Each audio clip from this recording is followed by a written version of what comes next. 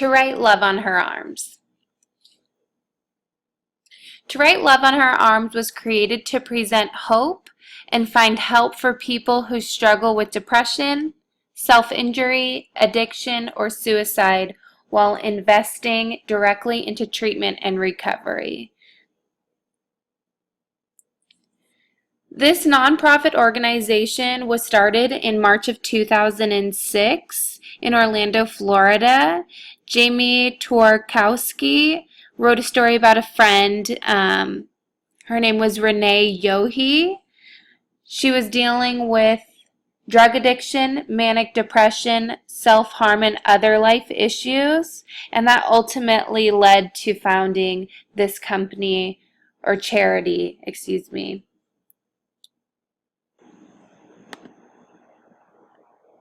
This charity, and it serves as a bridge to hope and help for people facing the same issues.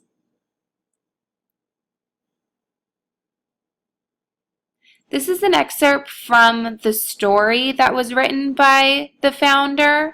The link below has the full story if you'd like to read it.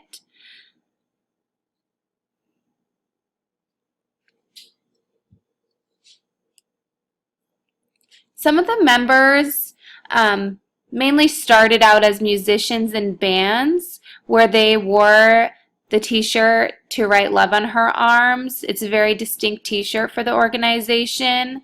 They wore this at their concerts and it kind of started catching on. People started really trying to find out what it meant and then going from there as far as making it a full-on movement.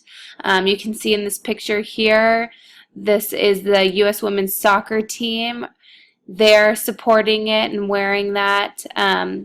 Various social media sites can be seen having hashtag TWLOHA. I know they have different days where you see many people hashtagging that on social media sites to show their support. This is the logo, or just symbols. Love is the movement. To Write Love on Her Arms.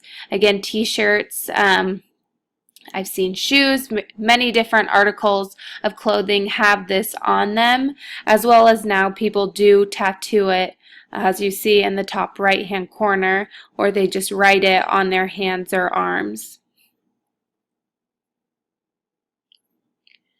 Depression is one of the issues that this charity does support recovery and the journey to that, or just getting help for that.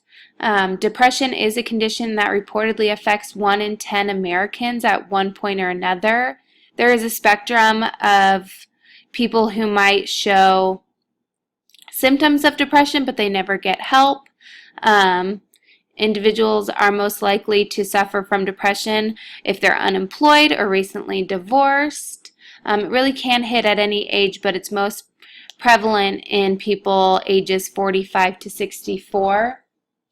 Women have a higher rate of depression instead of men, and it's estimated 121 million people suffer from some form of depression across the world.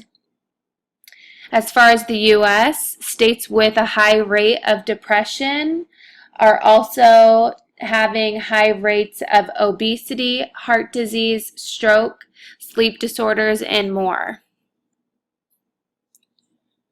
This is some of the cause for depression. People do have a feeling or a sense of belonging. They want to feel included. They want to feel like they have a sense of identity in the crowd, or that they're accepted.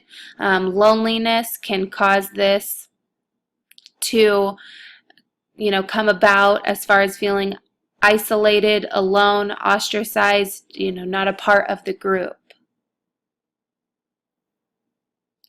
Self-injury is another issue. It's estimated from 3% to 38% in adolescents and in young adults. It's a little harder to really see or know the reasons or how this is happening, because self-injury is normally done alone and by themselves. A victim will do this on their own, not in a group.